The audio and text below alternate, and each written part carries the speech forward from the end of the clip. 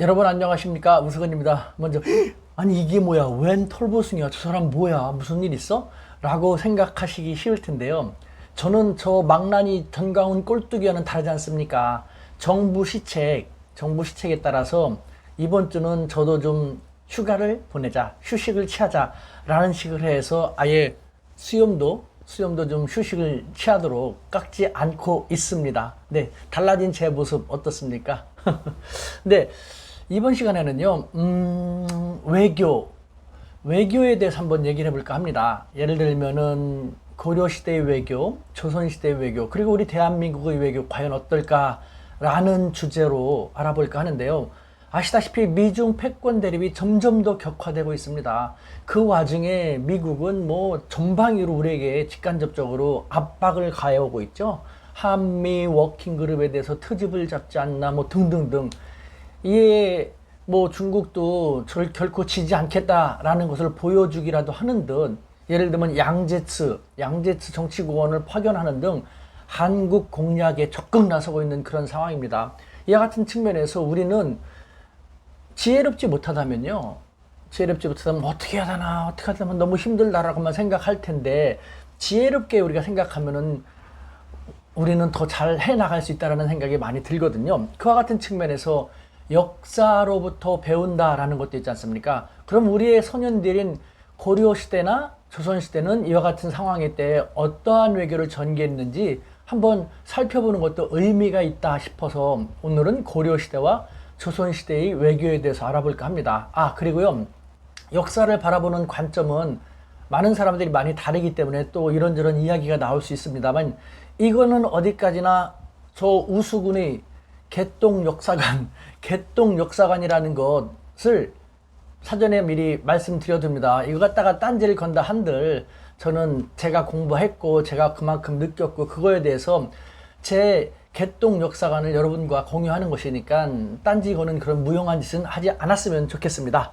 먼저 그 고려 외교와 조선 외교 대조되는 측면이 적지 않은데요. 먼저 조선 외교, 특히 조선시대는 우리가 좀 많이 알고 있으니까 조선의 외교에 대해서 한번 먼저 볼까 합니다. 조선시대의 명청교체기, 지금은 미국과 중국의 교체기라기보다는 대립이 점점 심해지면서 정말 교체가 될지 어떻게 될지 모르는 그런 시대인데, 명청교체기도 유사한 상황이었습니다. 그때 우리 조선은 어땠습니까? 안타깝습니다. 명분외교였죠. 명분외교. 전하 아니되옵니다. 우리가 어떻게 저 금수만도 못하는 오랑캐인 청나라, 저들과 화치를 하고 명을 버리겠나이까? 전하 아니되옵니다 하면서 소중화, 네? 명나라를 제외하고는 우리가 중하다라는 그런 식으로 오로지 그냥 철진한, 해는 떨어지고 명나라가 이제 완전히 쇠락했음에도 불구하고 청나라가 그렇게 성장하고 있음에도 불구하고 아직도 소중화, 우리가 명나라를 대신해야 된다라는 식으로 정말 답답한 고구마 외교를 전개하면서 결국은 그 결과 어떻게 됐습니까? 정묘호란과 병자호란을 초래해서 정말 참혹한 역사를 그 위에 그려내지 않았지 않습니까? 네, 이처럼 조선 외교는 고구마 외교, 명분 외교, 참 답답했던 그런 외교의 모습을 보여줬고 그 이후 참혹한 결과를 초래했습니다. 이에 비해 고려 외교는 어떨까요? 고려 외교는 실리 외교라고 할 수 있을 것 같습니다. 예를 들면 고려시대 때요, 그 고려시대는 내내, 전속기간 내내 외침도 있었고 정말 국제관계가 복잡했는데요. 당시 송나라하고 거란의 교체기 아니면 대립기가 있었고요. 그 다음에 거란이 멸망한 다음에 여진족과 송이 대립하는 시기도 보냈고, 또 그 여진족이 멸망된 다음에 몽골의 원나라하고 송이 대립하는 그 시기를 고려는 다 겪었습니다. 그러면서도 고려 왕조라는 단일 왕조를 475년 동안, 약 500년 동안 이어올 수 있었는데요. 그 비결은 바로 다름 아닌 실리 외교라고 할 수 있는 것이죠. 예를 들면은 맨 처음에 11세기에 거란족이 고려에 침략했을 때 1차 침략 때는 서희가 나가가지고 외교적인 담판을 전개했지 않습니까? 문신 서희가 탁 나가가지고 거란 소선영에게 대해서 정말 당당하게 담판을 지으면서 결국은 거란을 물리치고 강동 육주를 우리가 받아온과 동시에 더 많은 선물도 받았지 않습니까? 외교의 선물이었던 것이죠. 그 다음에 3차 거란이 다시 침략할 때 그때는 강감참 장군이 귀주 대첩에서 대승을 걸었죠. 우리가 대승을 거뒀음에도 불구하고 지혜로웠습니다. 거란의 국력이 그때 막강했다라는 것을 고려는 알았기 때문에 우리가 승리했지만 자 그러지 말고 우리 사이좋게 지내자. 거란에 대해서 화친을 제안하면서 그냥 니네가 형 먹어 우리가 아우할게 라는 식으로 전략적인 사대를 고려가 거란에 요구했던 것이죠. 근데 제가 지금 말씀드린 전략적 사대라는 개념은요, 맹자가 제일 처음 사용한 것으로 알려지고 있습니다. 맹자가 제 나라의 왕이 외교 원칙에 대해서 질문을 할 때 그 힘이 부족할 때는 힘센 나라에게 훗날을 도모하면서 냉철하게 이성적으로 고개를 숙이지 않은 지혜로운 생존 방식, 그것이 바로 사대라고 했습니다. 이 고려는 전략적인 사대를 통한 것이죠. 거란이 워낙 크고 또 강성하고 있기 때문에 그 거란하고 계속해서 싸워봤자 좋을 것이 없다. 그래서 너가 형 먹고 우리가 아우할 테니까 잘 지내자. 이렇게 함으로써 이후 약 100여 년 동안의 평화기를 가져올 수 있었죠. 그 다음에 12세기에 이제는 여진족, 거란을 물리친 여진족이 점점 커지고 고려를 침략하려고 할 때 미리 고려가 선제 공격을 했죠. 여진족 정벌에 나섰습니다만 앞불사 패하고 말았습니다.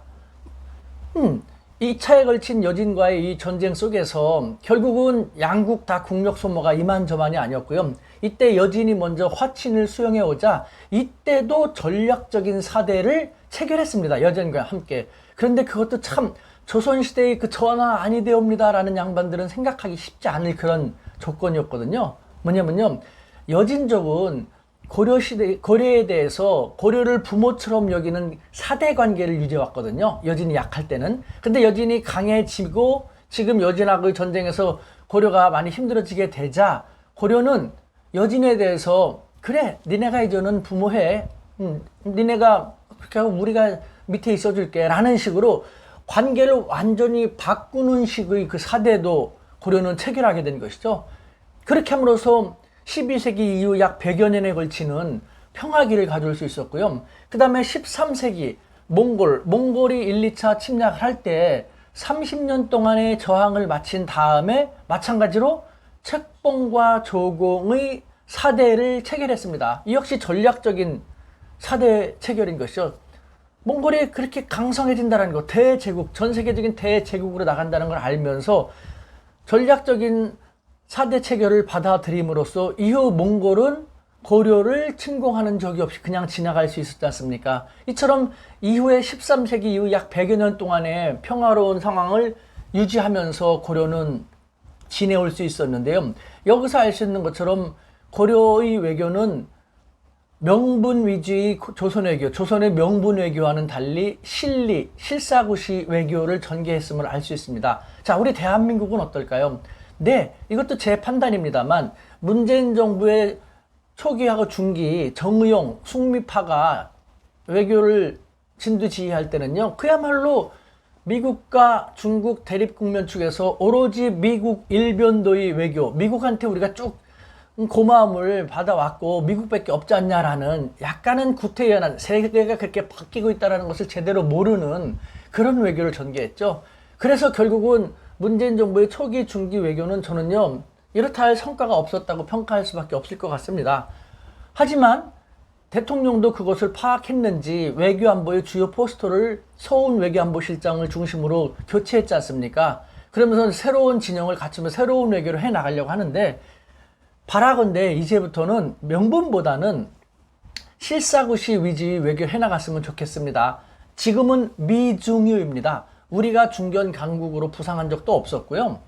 우리가 1950년 6.25, 1945년 해방된 다음에 또 6.25를 겪으면서 약소국이었지만 지금은 중견 강국으로 부상한 미중유의 시대이고, 또 미국과 중국의 대립이라는 또 미중유, 여태까지 경험하지 못했던 그런 시대를 맞이하고 있지 않습니까? 미중유 시대에 걸맞는 중견 강국의 외교, 결코 구태의연하게 옛날만 생각하면서 전하 아니되옵니다. 미국이 있는데요. 라는 그런 식의 외교를 전개하지 않아 나갔으면 좋겠다는 생각이 듭니다. 실사고시 외교, 과거처럼 미국이나 중국이나 한쪽을 선택한다는 20세기적인 외교가 아니라 이제는 주체적으로 중견 강국 대한민국에 걸맞는 미국과 중국을 잘 알고 적극적으로 활용하면서 적극적이며 진취적인 갈지자 외교, 이쪽으로 가는 모습도 저쪽으로 가는 모습도 필요해 이해한다면 보이는 그런 식으로 지금에 맞는 새로운 외교를 전개해 나갔으면 좋겠습니다. 고려 외교를 잘 볼 필요가 있습니다. 고려 외교를 적극적으로 벤치마킹하고 아울러 조선 외교도 부정적인 측면에서 벤치마킹할 필요가 있습니다. 그렇게 되면 우리 대한민국 외교는 잘 전진해 나갈 것이라는 생각이 듭니다. 저는 대한민국을 믿습니다. 파이팅!